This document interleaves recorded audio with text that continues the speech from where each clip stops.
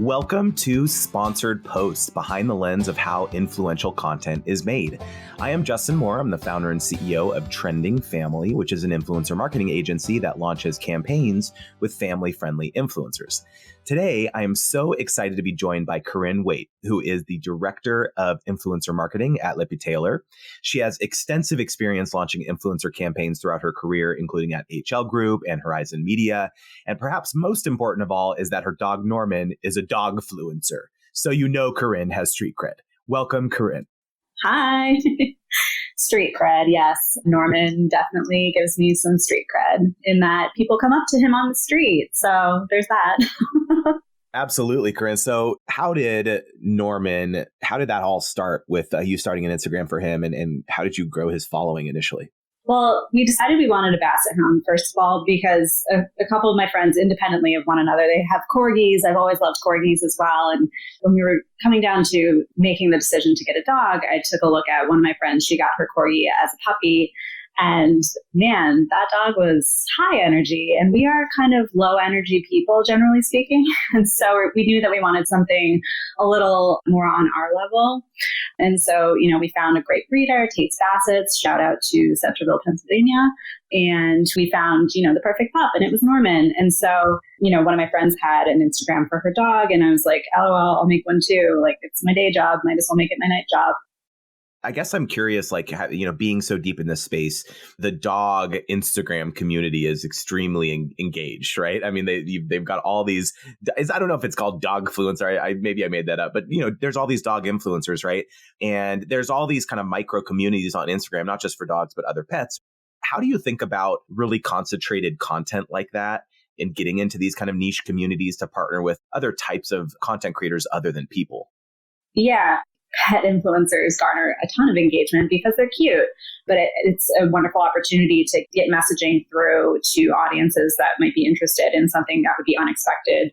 So I think I'm always kind of pushing for people to think outside the box.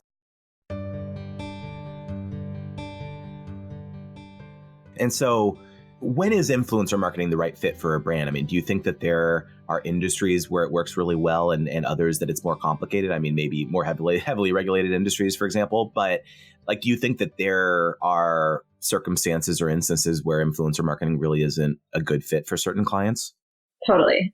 Especially brands that have a much older demo. It's so much harder for those types of brands that they want to be playing in social media and be relevant to the younger target, but really their core base is older people. And so those types of people who aren't necessarily engaging in social in the same ways in which, your quote unquote stereotypical influencer is focused. And so I think that those types of products, it's much harder. And I know that, there are definitely brands out there that still push to do an influencer program and, be relevant in that way. But at the end of the day, it's all about, then you'll have to manage expectations as far as what's really feasible to ensure some kind of success.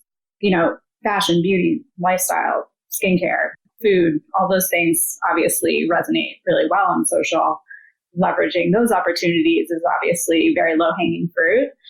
But I think medication, and there are obviously ways in which working with people who are influential and suffering from a particular disease state and who a particular product is relevant for, that when it makes sense. But there's obviously a lot of give and take with regards to how authentic the messaging can come off, because then you're kind of forced to relay things in the medical tone of voice. So. Right. So in terms of so let's talk about KPIs. So let's say, you have a client who comes to you and says, I want to work on an influencer campaign. Maybe it might not be, in your assessment, the best move for them. However, are there instances where you try to redirect them in terms of what the KPIs are? So for example, maybe the goal of the campaign would be to get some good repurposable content, for example, that they could utilize on their O&O and social or something like that versus, huge engagement or a brand lift or something like that, or driving sales for e-commerce or something. Is there instances where you try to kind of massage the deliverables to be a little bit more relevant to their needs?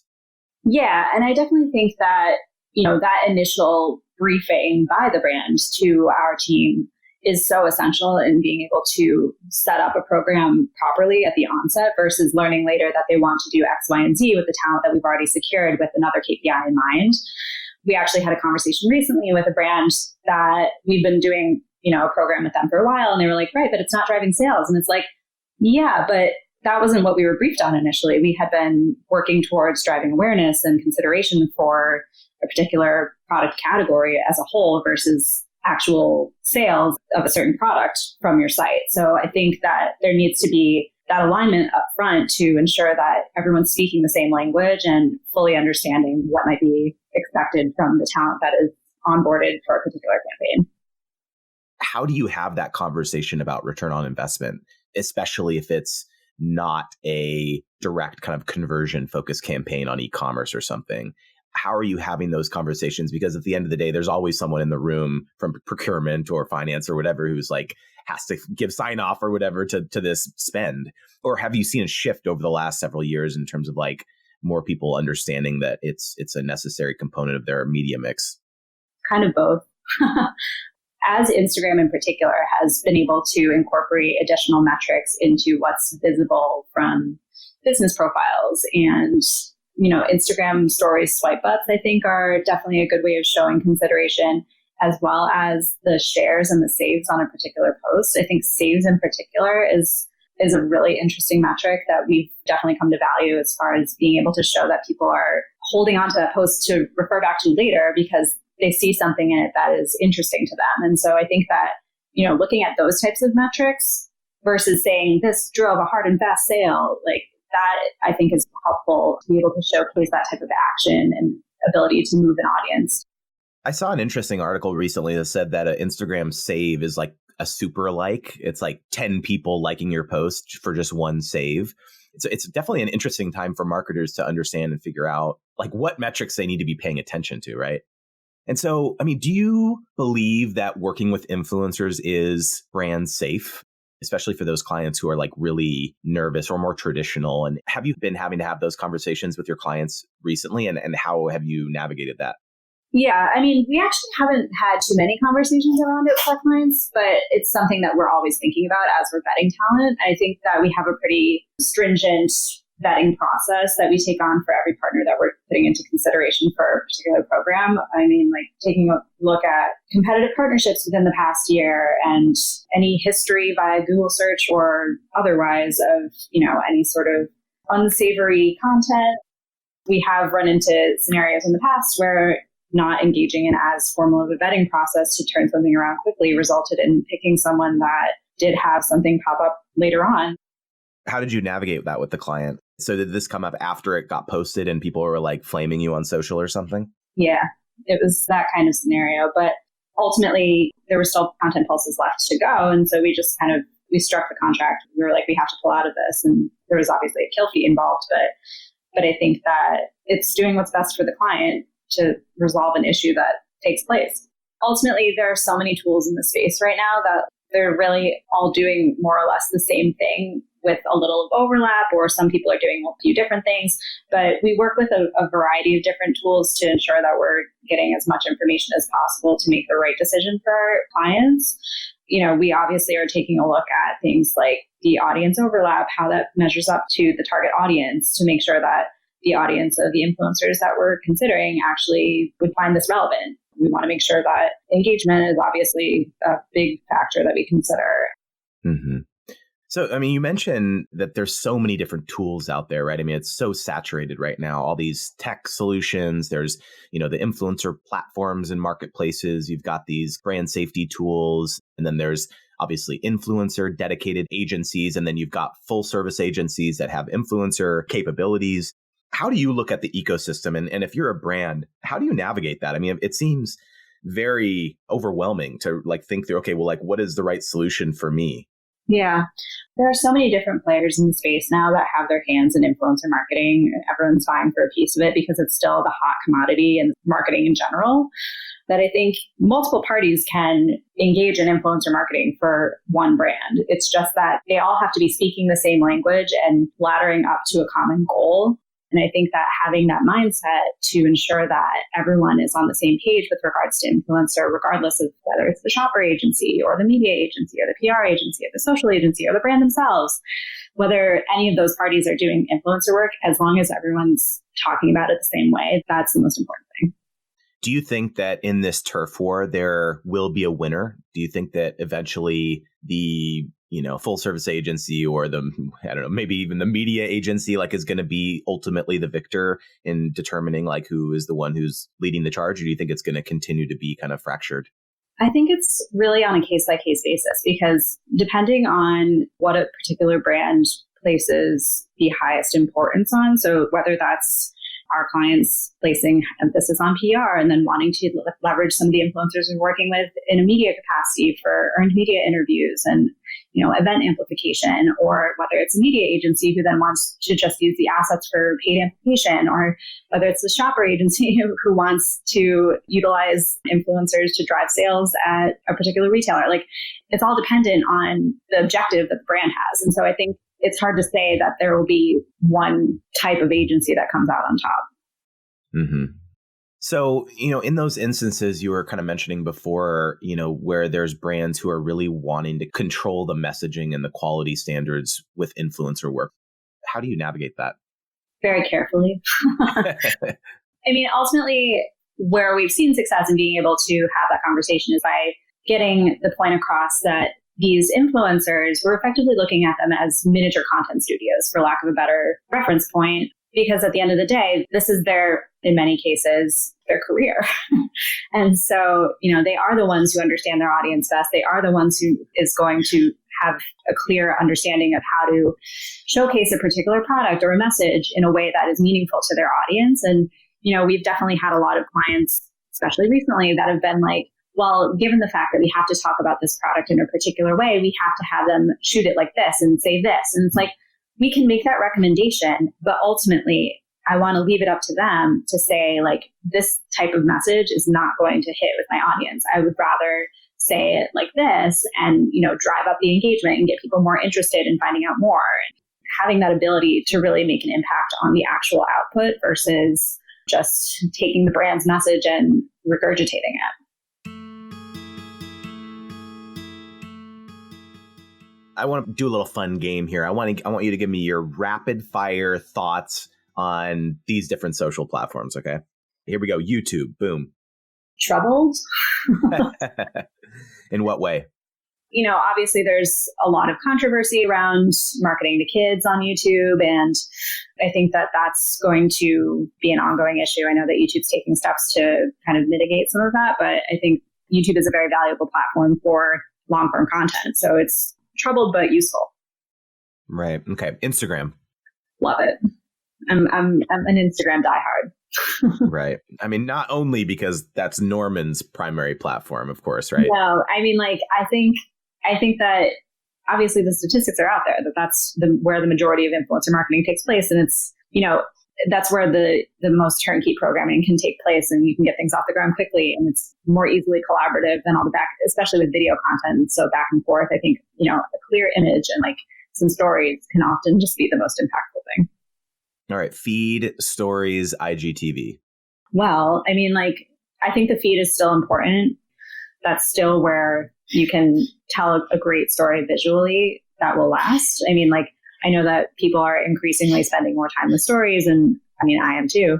But, the fact that it's ephemeral and it's a little less polished just doesn't have the same impact to me personally. I know that other people will say otherwise, but I do like the fact that stories give you the opportunity to drive concrete action via swipe ups and, incorporate fun things with poll stickers and questions and things of that nature. But obviously the pairing of the two is essential.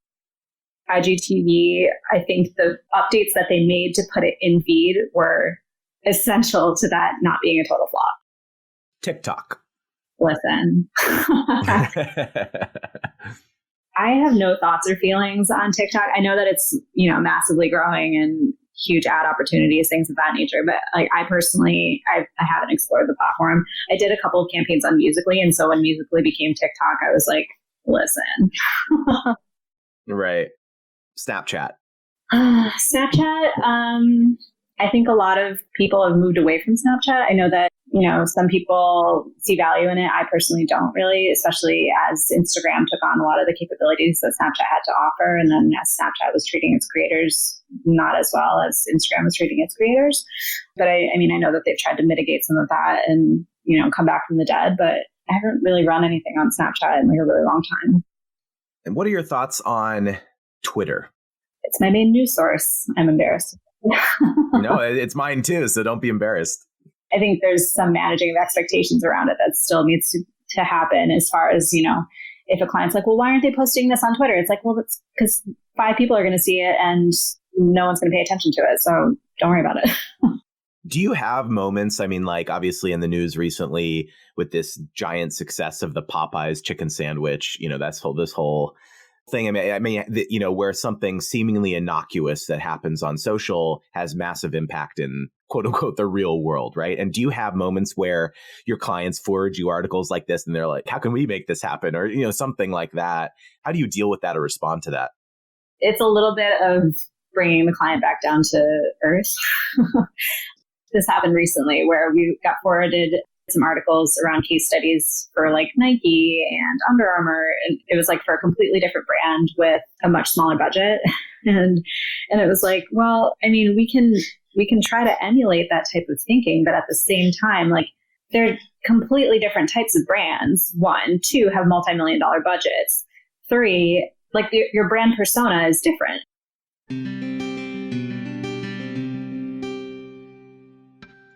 Let's dive into your biggest win in influencer marketing. Do you have something that jumps out at you initially? I'm just kind of curious, like if something sticks out in your mind as like a campaign that just went like gangbusters. I would say that my biggest one is more than just like a single campaign. So, when I first started at Lippe Taylor, my role was to come on and kind of teach them to fish, and them being the account teams. It was me and previous supervisor. She brought me on to kind of spearhead teaching the individual teams the process for a particular campaign. And like when I first started, there really were only like a small handful of people that were able to do this successfully. But, in the year and a half plus since I've been here, a lot more people are now like capable influencer marketers. There were a lot of clients here previously that were just starting influencer marketing or not really knowing what to do with influencers. And so we would make these recommendations for more turnkey programs that were a little less of a heavy lift. But now that we've seen success with those types of programs, there are a lot of our clients that are like, great, let's do more. Let's expand what we're doing with influencers. Let's do something a little bit more experimental. Let's try something new. And so I think it's been really good to see that organic growth as well as, other new business opportunities that have amounted from clients' good experiences with our team. Absolutely. So what are your thoughts on this kind of trend of major brands creating influencer marketing manager positions like directly on the brand team? Because I think, even 2 years ago, we definitely did not see that happening as much. And it basically seems like every major brand now has that position carved out, at least one, if not more, of a whole team dedicated to that. So do you see that as a trend as brands kind of in-housing that capability more and more? Or is that just those people are going to be the ones running point with their agency? I think both. I've definitely seen influencer marketing managers being added to brand teams, or it's maybe just their PR contact at the brand that is managing that, things of that nature. But I definitely think that more than just for influencer marketing, brands are taking a lot of capabilities internally anyway. So it doesn't surprise me that this is one of them, especially since it's the hot thing that everyone wants to touch. Yeah, no, absolutely. So kind of thinking back to some of the wins you were mentioning and, some of the campaigns that had some missteps, could you think of like best practices that you would recommend every influencer campaign to follow? Yeah. Over communicate. I think that's a huge one. So many times a timeline goes completely awry because at the end of the day, influencers are people. Spoiler alert. And I think a lot of times clients forget that. And so, if there is a hiccup that happens because of a life event or because, someone missed their plane or who knows, communicating those things, but then also taking the time to actually communicate when we've had a success with an influencer, and engagement's really great on a particular post, or we're seeing so much strong sentiment around the specific product, and not just, oh my God, I love your dress. Like, I think communicating everything versus communicating only some things or nothing will only make clients feel appreciated and confident that they've made the right decision to invest in what can often be a murky space. I would say establishing KPIs far in advance. And that was one of the things that I think was missing when I first started here. Sometimes we would just be activating with influencers, and then when it came time to report, I'd be like, okay, so what were we measuring against? And there would be no KPIs that had been set at the onset. And so I think ensuring that we have a way to track success versus just doing things for the sake of doing them is essential to showing growth and showing the ability to make an impact. And so I think laying that out up front in collaboration with the brand based on their goals and what their superiors are telling them that they need to do from a marketing standpoint is definitely a helpful and essential way to ensure success. Absolutely. And so I wanted to ask you one other thing that we didn't get to discuss, which is comments, right? I think that that's one area that every client is sensitive about, especially with influencer campaigns. When the posts go live, some brands want the comments to be heavily moderated. They want to delete anything negative. Some brands prefer to provide maybe like a playbook to the influencers of like common questions and typical responses that they can give or something like that. How do you usually recommend brands handle comments? It depends on the brand, obviously. But I mean, we definitely err on the side of providing some FAQs for influencers, and that goes into our onboarding sessions with them. We establish these really in-depth playbooks, like you said, of the brand information in the background, like I was mentioning earlier, but also like some FAQs that typically come up in comments and in conversation on the brand side of things to help influencers answer anything that they don't know how to answer. But also, we obviously share with the brand when influencers are posting so that they have an opportunity to community manage on their side as well. We have run into scenarios in the past where an influencer was overwhelmed by negative sentiment because sometimes the product just warrants negative sentiment. Like, at the end of the day, not everyone is going to love everything. And some products are more polarizing than others, right? Yeah, exactly. And so I think in those scenarios, the influencer asked whether they could turn off their comments. And if they were uncomfortable, then I obviously want them to be comfortable. So, those are conversations that we've had to have in the past with clients. And at the end of the day, they don't want to, damage relationships in most cases. So, having that understanding with clients up front as to what they're comfortable doing is helpful, the over communication, like I said. So kind of to wrap up here, what do you think the future of influencer marketing looks like? Or I don't know, maybe the future of marketing in general. I'm just kind of curious, like if you're seeing any trends or things that you believe or a direction the industry is kind of moving in. I mean, I don't think influencers are going anywhere anytime soon. I think it's only just going to evolve versus go away. I think that, especially as Instagram's playing around with removing engagement metrics and, as platforms change and algorithms shift and, the ability to get your message out there becomes increasingly difficult from an organic standpoint. I think there's going to be a greater emphasis on partnering with the right people versus just partnering with people. And so I think finding those people that do have a strong ability to convert their audience to take action, whether that's actually making a sale or whether that's actually just swiping through to learn more, things like that. I think being able to have that arsenal of people in your back pocket that are able to drive their audience to take action will become increasingly essential as these types of shifts take place on social at large. I also think that Gen Z values personalization. And so the messaging is going to continue to need to be increasingly personal among influencers in order to really break through and drive any sort of impact among audiences. And so I think people will increasingly recognize that and want to double down on investment based on that fact. With the need to partner with more and more niche creators, and oftentimes you run into these situations where an influencer with, let's say, 50,000 followers kind of charges the same rates as someone with 200,000 or something, right? Like how do you explain to the client the discrepancies between those prices when, maybe there's similar engagement levels, yet the following is very different? I think it's still that influencer pricing is wildly varied from one person to the next, just based on people's understanding of their own value. I think, we can estimate how much someone will cost based on what we've seen among other creators of a similar footprint and of a similar content style and audience, things of that nature. But at the same time, like what we might think someone will charge will be way off base, and it'll be surprising. And I think that that's just a reality of the space still, as much as we can try to codify it. Kind of as a parting thought, I mean, you see so many of these collaborations, but especially in the beauty space, between influencers and Ulta or Sephora or cosmetics companies and, palettes, everyone having their own kind of palette line.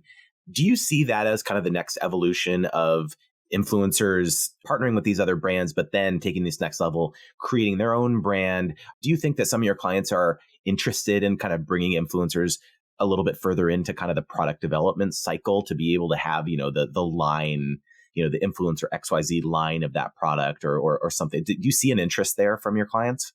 I think not yet for some of our clients, but I mean, that's definitely something that we push for, to get them thinking about, how they can make a unique bundle for someone's audience in particular, or how do you put an influencer's face on something and make it truly their own? Like, we definitely are pushing them to think about things that way. I think that for a lot of the brands that we work with, like I said, there's just a lot of regulation, and even the skincare brands that we work with, there still is a level of regulation that goes into it. So it's a little bit harder to just up and say, like, let's do something different with the product.